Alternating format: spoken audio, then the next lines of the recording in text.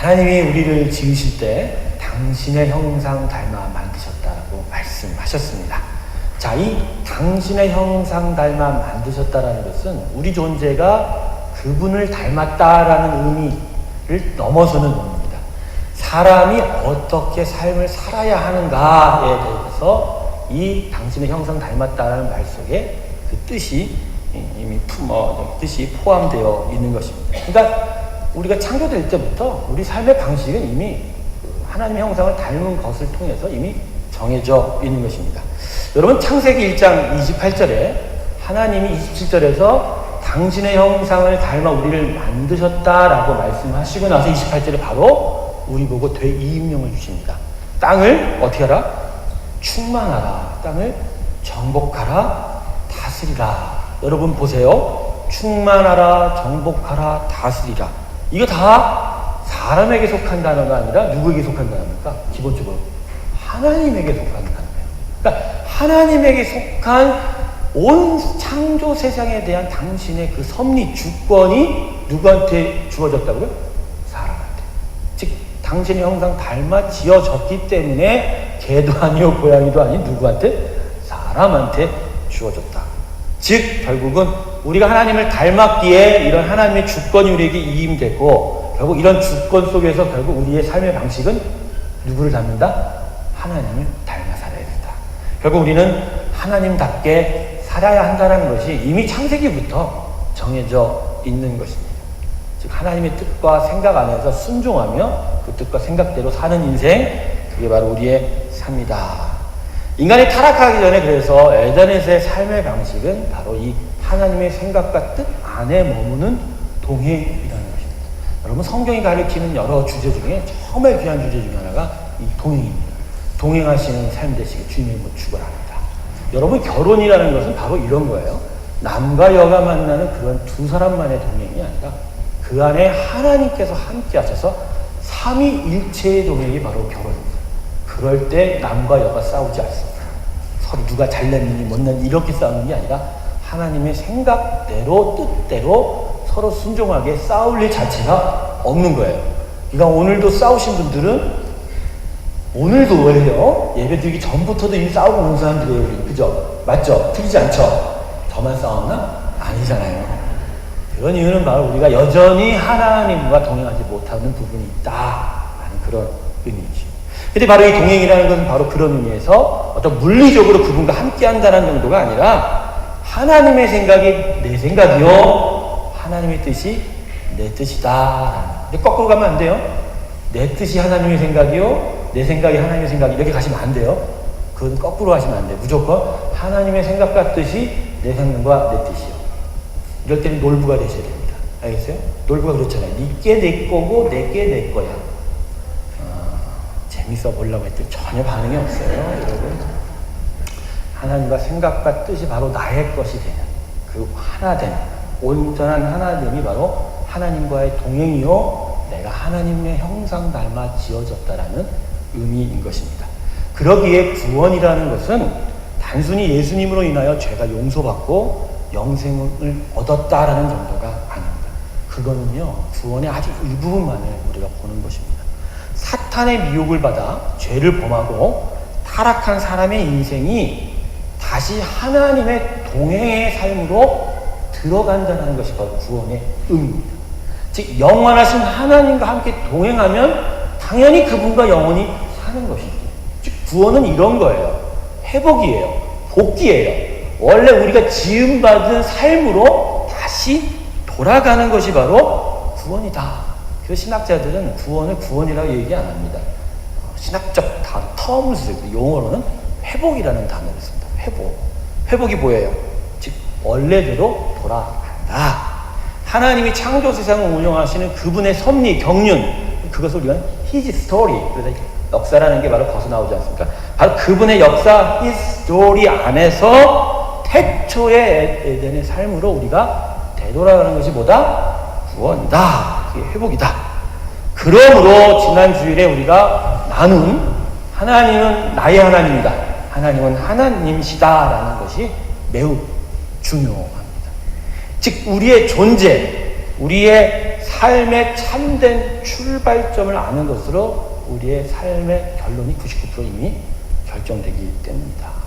제가 지난 시간에 여러분 하나님이 나의 하나님이다, 우리 하나님이시다, 하나님은 하나님이시다 라는 고백의 의미를 여러분과 함께 자세하게 설명을 오늘 나누었는데, 우리가 하나님을 선택하는 것이 아니라 그분이 우리를 선택했다. 즉 우리 삶의 출발점이 어디라고요?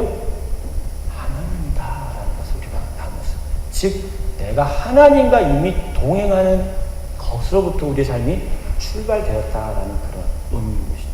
여러분 이 지식으로부터 우리의 믿음의 삶이 출발하셔야 합니다. 할렐루야. 우리의 믿음의 삶이 진정으로 새로운 단계, 차원의 삶이 되려면 바로 이 지식으로부터 출발해요. 내가 이제 하나님과 다시 동행한다. 여기서부터 출발하지 않으면 우리의 믿음의 삶은 마치 모래 위에 지는 모래성과 같은 것입니다. 왜냐하면 그 믿음을 지탱하는 기둥들이 다 우리들의 생각과 뜻이기에 순간순간 조건이 변하고 환경이 변하고 나이가 먹고 그죠? 어려움이 닥칠 때마다 그 기둥들이 흔들리고 결국 무너져서 믿음의 삶이 떨어지게 되는 거죠.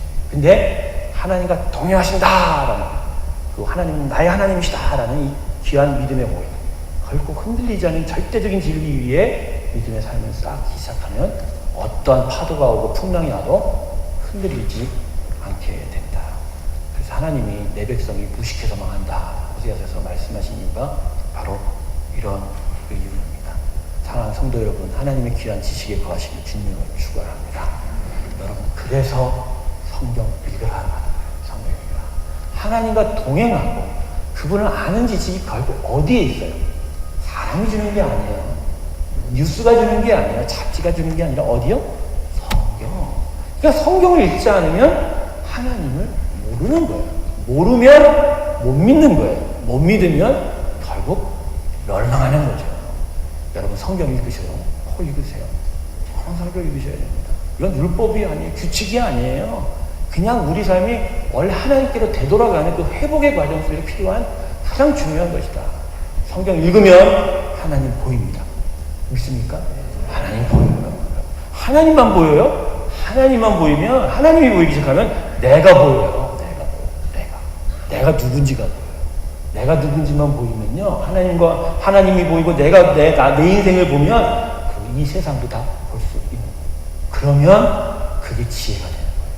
그게 지혜. 우리에게 필요한 게 뭐라고요? 지식이 아니라 지혜예요. 지식을 아무리 쌓아도 그것을 컨트롤하지 못하면 모르는 거죠. 아무리 책을 읽고 요리 레시피를 다 안다 할지라도 실제로 그거를 어떻게 해야 되는지. 여러분 요리사와 가정주부의 차이점이 뭡니까? 정말 뭐예요? 지혜 때문에. 여러분 성경 읽기는 그냥 독서가 아니라 내 인생을 새롭게 살게 하는 생명 잉태의 과정, 생명 회복의 일인 줄 아시고 귀하게 성경을 읽으시기를 소원합니다. 오늘 말씀의 중요한 구절은 2절입니다. 2절 말씀 우리 같이 읽도록 하겠습니다. 본문 2절 우리 같이 한번 읽을까요? 한 목소리로 시작. 여호와께서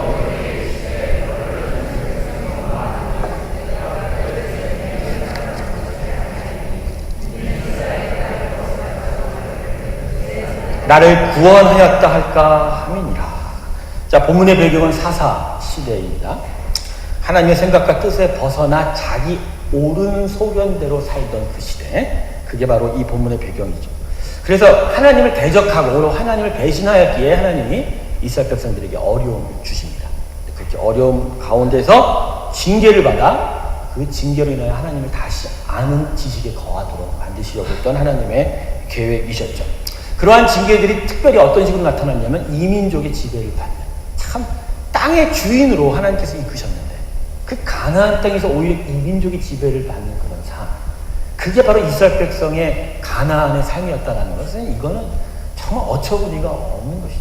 약속의 땅으로 지어진 그 땅에서. 여러분, 그래서 여러분 지난 시간에도 제가 우리의 삶이 제2차 사사시대라고 했는데, 하나님의 권세 있는 자녀로서 이 땅의 주인으로 살아갈 우리가 오히려 이 땅의 권세에 눌리고 이 땅의 권세에 묶여 산다는 거, 이거 하나님께서 보시면 진짜 어처구니가 없는, 정말 통탄 비분 감개할 일이다. 하나님은 지금도 우리를 보고 우시고 계세요. 우시고 계세요. 왜? 내가 너희들을 위하여 이런 귀한 것들을 만들고 귀한 것들을 줬는데도 불구하고 이것이 우리의 삶의 축복이기커녕 우리에게 독이 되고 화가 되고 우리의 고통이 된다는 이게 얼마나 하나님의 아픔이실까. 오늘 이 예배에 하나님의 아픔이 함께 존재하십니다. 하지만 그분은 아파하시지만 않아요. 아픔을 극복할 능력으로 오늘 우리에게 함께 하십니다. 여러분 예배 속에서 그 말씀이 내게 칠 때 그 아픔을 느끼면서 기억하실 것은 그 아픔을 넘어서는 주의 능력이 우리 가운데 임할 것이라는 것이죠. 할렐루야. 여러분 그래서 예배는 힘이에요. 능력이에요. 시작할 때는 아파도 끝날 때는 손 확 이러고 가는 거예요. 할렐루야. 이따 끝날 때 이거 하고 가죠.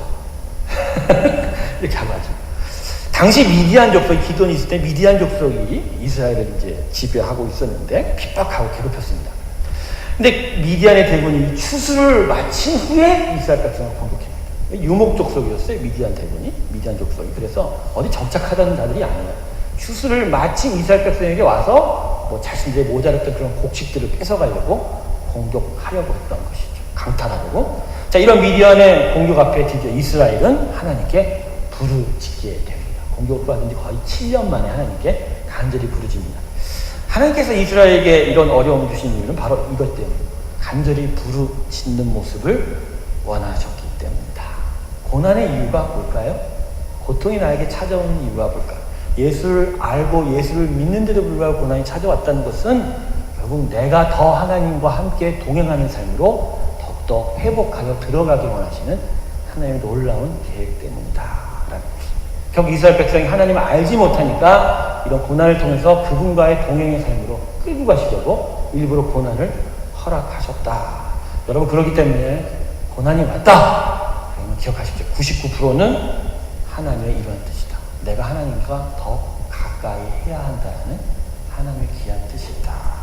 그래서 하나님을 간절히 찾는 기도가 고난 앞에 우리가 먼저 주님 앞에 드릴 태도이자 모습인 것입니다. 그렇게 하나님을 부르짖으면 그럼 하나님께서 역사합니다. 할렐루야. 여러분 고난 앞에 그렇게 반항하지 마세요. 나 하나님 아는데 왜 그러세요? 자꾸만. 나 정말 하나님 아는데. 여러분 그러지 마세요. 하나님이 작정하고 주시면 그런 변명이 필요 없어요. 하나님 당신 뜻대로 그리고 가십니다. 그런 변명으로 고난 앞에 서지 마십시오. 하나님 앞에 의인 없습니다. 우리는 하나님 앞에 의인으로 되어가는 여전히 죄인입니다. 그럴 때 하나님이 우리를 의인 삼으십니다.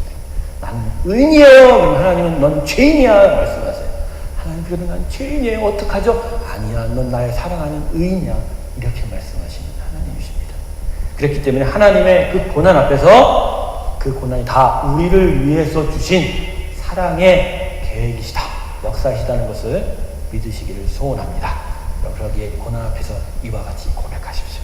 아버지, 이 고난이 저를 위하여 주님께서 일부러 주신 사랑의 역사여 그 역사의 시작임을 믿습니다.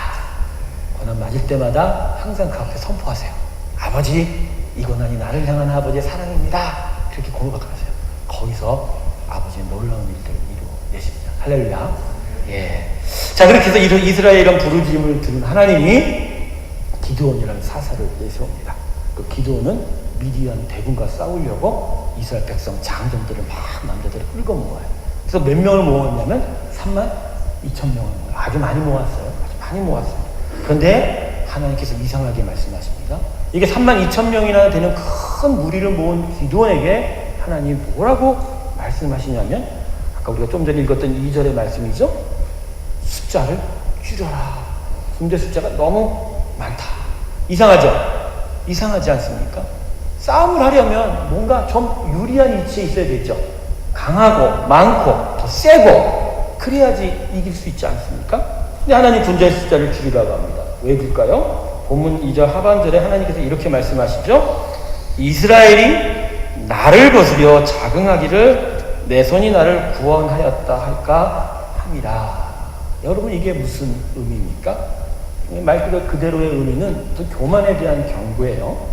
미디안 대군이 앞으로 이스라엘과 싸워서 미디안 대군을 물리치게 됐을 때 이스라엘이 자신들의 이 군사의 숫자의 많음을 통하여 승리를 얻었을까? 그렇게 교만할까를 하나님께서 경계하셨다라는 것이죠. 맞습니다. 하나님이 이스라엘의 교만을 경계하신 것입니다. 교만이 있으면 결국 하나님이 떠나가니까. 이런 어려움을 주신 이유는 하나님께로 오는 것인데 오히려 이 승리를 통해서 하나님과 멀어질 것을 경계하신 것입니다. 하지만 본문은 그 정도만의 의미를 가지고 있지는 않습니다. 오늘 본문의 이 2절의 하나님의 말씀은 어떻게 보면 그 밑에는 이스라엘 백성에게 회복되어야 될 삶의 방식에 대해서 지금 말씀하고 계신 것입니다. 여러분, 본문 2절 하반절의 포인트가 뭔지 아십니까? 내 손이 나를 구원하였다라는 이스라엘 백성의 교만의 고백, 그게 아니고요. 처음 부분에 있는 나를 거스려라는 부분, 나를 거스려. 하나님께서 걱정하시는 것은 나를 거스려. 하나님께서 지금 초점 잡는 것은 이스라엘 백성이 나를 거스려. 즉 하나님의 생각과 뜻에 반하여 불순종하고 그 생각과 뜻대로 살지 않는 것에 대해서 염려하신 것이다. 하나님 미디안의 공격 앞에 위기를 맞은 이스라엘 백성에게 지금 가르치고 싶은 것은 바로 이거예요. 나를 거스려, 이 부분에 대해서 가르치십니다. 나는 너희의 하나님이야. 너는 나의 백성이야. 그러기에 너희는 나의 방식으로 살아야만 해. 그것이 나를 거스려라는 이 짧은 구절에 숨겨져 있는 거예요. 너희가 나를 거스려 살았어. 내 방식대로 살지 않았기에 그래서 미디안이 너희를 핍박한 거야. 근데 이 미디안의 대군 앞에서 너희의 숫자 많으면 여전히 나를 거스리는 방식이거든. 나의 방식이 아니거든. 아니야, 이제는 내 방식대로 너희가 한번 승리를 경험해보지 않겠니? 내가 나의 승리를 너희에게 줄 때 너희는 정말 너희에게 회복될 삶의 방식이 무엇인지를 깨닫게 될 것이야. 난 그것을 원해. 라는 마음이 바로 이 나를 거스려에 담겨져 있는 것이죠. 결국 그래서 어떻게 되죠? 본문의 계속 내용을 보면 32,000명에서 몇만 명이 돌아갔어요. 먼저 2만 명이 도망갔어요. 2만 명이 돌아갔어요. 근데 하나님 여기서 만족하지 않으시죠? 기도원에게 다시 말씀하십니다. 본문 4절을 보십시오. 본문 4절을 보세요. 예. 잠깐 읽을까요? 같이 읽습니다. 시작. 여호와께서 또 기드온에게 이르시되 백성이 아직도 많으니 그들을 인도하여 물가로 가라. 거기서 내가 너를 위하여 그들을 시험하리라. 물은 내가 누구를 가리켜 이르기를 이가 너와 함께 가리라 하면 그는 너와 함께 갈 것이요 내가 누구를 가리켜 이르기를 이는 너와 함께 가지 말 것이라 하면 그는 가지 말 것이라 하신지라. 여러분, 본문 말씀의 초점은 뭐냐면 지금 어떠한 일을 통해서 그 통한 방식의 의미를 통해서 뭐 가게 되겠다 이런 게 아니에요. 어떤 방식이든 간에 내가 명하는 대로 쫓으면 그게 너의 군사가 되고 그리고 그 군사로 나는 너희를 승리하게 하겠다라는 방법의 의미가 있는 게 아니라 그 방법을 통해서 하나님의 마음, 즉 하나님의 생각의 뜻에 의하여 이 전쟁이 이루어져야 된다라고 가르쳐 주신 것입니다. 그래서 결국 하나님이 택하신 것이 군사들을 물가로 인도해서 물 먹는 방식을 택한 거죠. 손으로 물을 떠먹는 자하고 핥아먹는 자의 그런 차이가 생기지 않습니까? 어떤 주석들은 여기에 의미를 부여해요. 물을 핥아먹는 것이 긴급하게 출동할 수 있는, 그거 절대 안 돼요. 그냥 나누고 싶은 거예요. 나누고 싶은. 기본적으로 여러분, 물 먹을 때 사람은 어떻게 떠먹어요? 손으로 떠먹죠. 핥아먹는 사람 없어요. 별로 없어요. 근데 그걸 이용하신 거예요. 왜냐면 다수를, 10,000명이나 되는 숫자에서 대부분을 쫓아내셔야 되기 때문에, 많이 덜어내셔야 되기 때문에 아주 적은 숫자를 택하기 위해서 이런 방법을 택하신 것이죠. 방법은 의미가 없어요. 하나님은 큰 수와 작은 수를 구분하고 싶었던 것이에요. 단지 그래서 작은 수를 택하려 하신 거예요. 그걸 물을 핥아먹은 300명만 남았죠. 자, 이제 보십시오. 미디안의 대군 수만 명, 거의 6만 명 가까운 대군 앞에 이스라엘은 몇백 명으로 싸웁니까? 단지 300명. 그리고 그들의 손에 뭐가 남아있습니까? 본문 8절을 보십시오. 이에 백성이 양식과 나팔을 손에 든지라. 그의 손들에 뭐가 있었죠? 기관단총, 포, 탱크가 있었어요? 300명이면 저도 그 정도 있어야 되는 거 아니에요? 북한이라면 결국 핵폭탄이잖아요? 없잖아요. 아무것도 없어요. 결국 뭐 있어요? 양식. 그래도 칼이라도 있어야 되는 거 아니에요? 칼도 없어요. 뭐가 있어요? 나팔. 빠라빠빠빠빠빠. 나팔. 저는 이 양식이 뭘까 궁금했죠. 당시의 양식이 뭐 있겠어요? 보리떡이지. 개떡. 그러니까 며칠분의 보리떡, 그리고 부는 나팔, 이게 전부예요. 나중에 전쟁할 때 항아리를 주시는데 제가 볼 때 그 항아리에 보리떡을 넣고 있다가 나중에 그것이 비울 때 다 허기진 다음에 되게 진짜 싸웠을 거라는 저는 생각을 해봅니다. 여러분, 이것으로 수만 명의 미디안 대군과 어떻게 싸웁니까? 싸울 수 있습니까? 못 싸우죠. 못 싸우죠. 실제로 못 싸웠어요.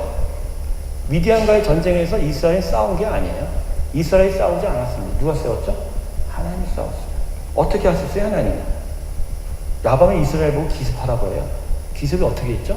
그냥 어두운 밤에, 칠흑 같은 밤에 갑자기 달려들어서 나팔을 부르게 하시고 그냥 횃불을 들게 한 것밖에 없어요. 그건 싸움의 방식이 아니에요. 그냥 적들 앞에 가서 놀린 거예요. 그냥 와! 한 거죠.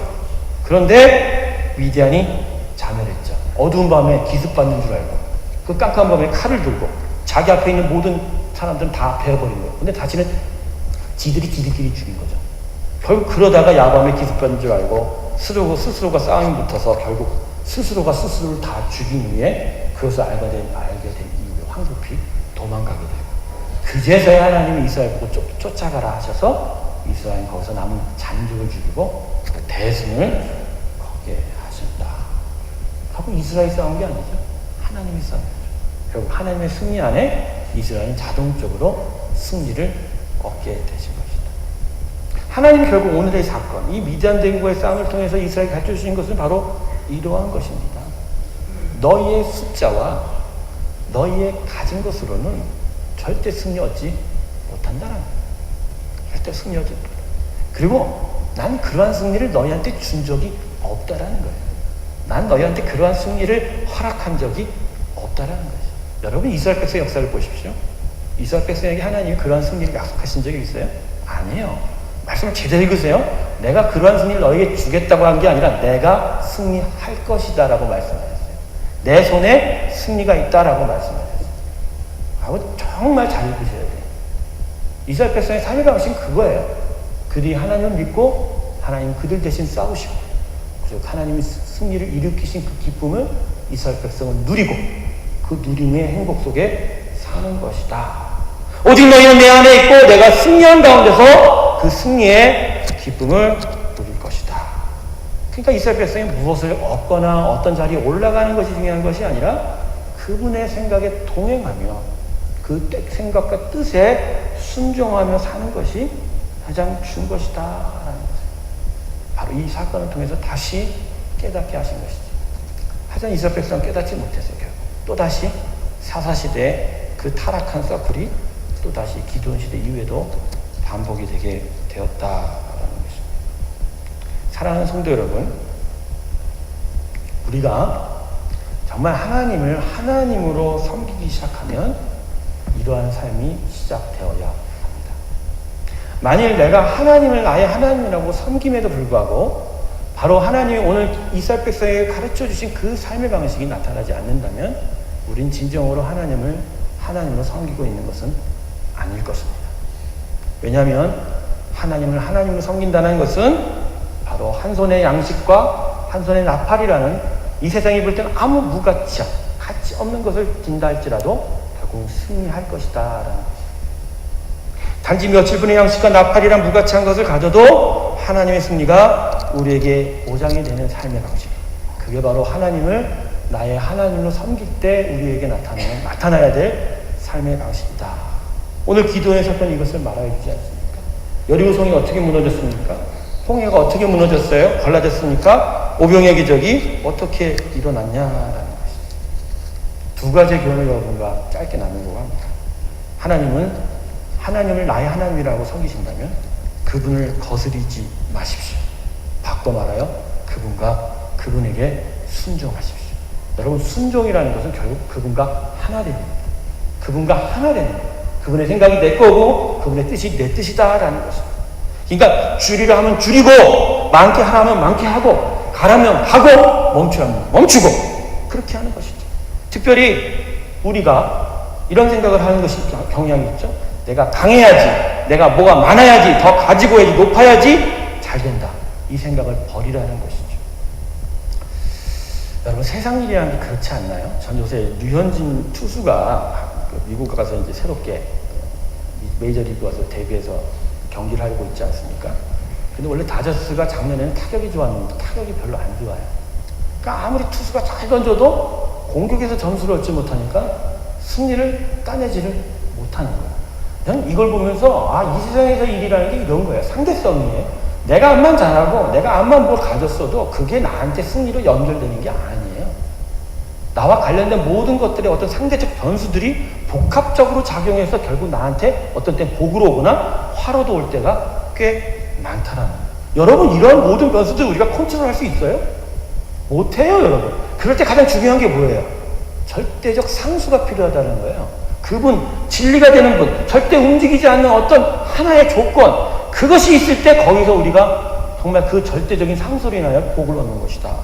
결국 우리에게 있어서 절대적 상수가 뭡니까? 하나님이잖아요, 하나님. 그러니까 우리가 하나님과 하나가 되면 그분께서 베푸신 것 안에서 넉넉하게 잘 살 수가 있다. 여러분, 웰던의 그 웰의 의미를 바꿔야 돼, 예수 믿는 사람. 그 웰이라는 거는 하나님으로 인하여 잘 되는 웰이에요. 세상으로 인하여, 나로 인하여 잘 되는 웰은 없어요. 그건 웰이 아니에요. better than이고 more than이에요. 발음이 좋아졌죠? 집에 연습 많이 했어요. 그냥 웰, 하나님과 잘 되는 거예요. 근데 우리는 웰 싫어해요. more than, better than. 근데 그러는 모르죠. 그렇게 주장하다 결국 less than, 그러니까 worst로 가는 게 우리 인생이다라는 것이죠. 그게 아닙니다. 여러분, 리미트리스라는 영화가 있어요. 요새 나온 영화인데, 한 1년 전에 나온 영화인데, 보십시오. 아주 사악한 우리 인간의 악마성이 결국 어떻게 우리 인생을 망쳐가는지, 악을 저지른지에 대해서 볼 수 있습니다. 아주 작은 어떤 이상한 약을 먹은 사람이 보통 사람들보다 더 많은 지혜를 갖게 돼요. 그 약을 계속 먹으면 먹을수록 정말 사람들보다 더 앞서 나가서 일을 하게 돼요. 사람들을 결국은 이기게 되고. 그러니까 자신 안에 있었던 어떤 상대성의 어떤 변수, 이 연약한 변수들을 이 약을 통해서 절대적인 변수로, 상수로 만들어가는. 결국 나중에 그 약을 먹은 그자는 1시간, 5분 앞에 일도 다 되다 보면 초능력의 슈퍼내추럴의 빙이 되는 존재가 되는. 그런데 중요한 건 뭐냐면 그 영화를 보는 순간 저도 그 영화의 그 주인공의 그 성공에 빠져들게 되는 거예요.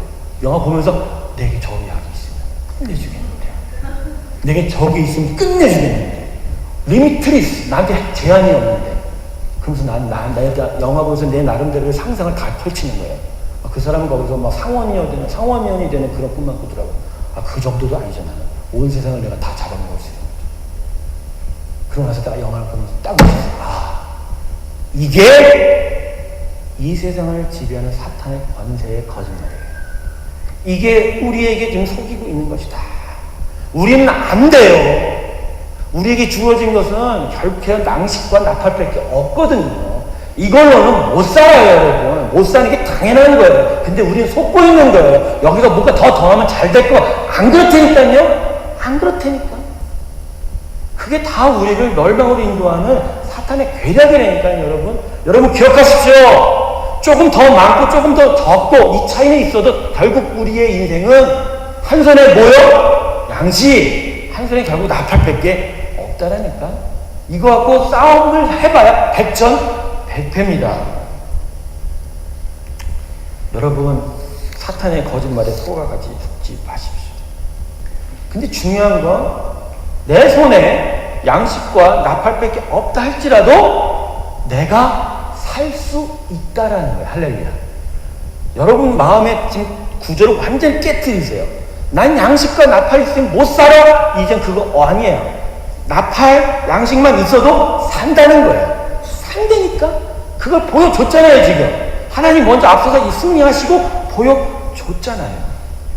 그러니까 승리의 개념이 바뀌는 거예요. 승리의 개념은 내가 직접 맞서서 싸우는 게 아니다라는 거죠. 우리 디모데전서에 큐티하지 않습니까? 믿음의 선한 싸움을 싸워라. 근데 그 선한 싸움을 싸워서 우리에게 필요한 게 뭐라고요? 칼이요? 총이요? 아니죠. 믿음. 그다음에 뭐요? 착한 양심. 그러니까 피지컬리 싸우는 게 아니라 이미 선포된 하나님의 승리 안에서 그 승리의 약속을 향하여 내 안에 의심과 두려움을 향하여 믿음과 착한 양심으로 계속하여 그 믿음을 붙드는 싸움. 그게 나를 승리로 이끈다. 할렐루야. 그러면 우리 며칠분에 볼이 떠.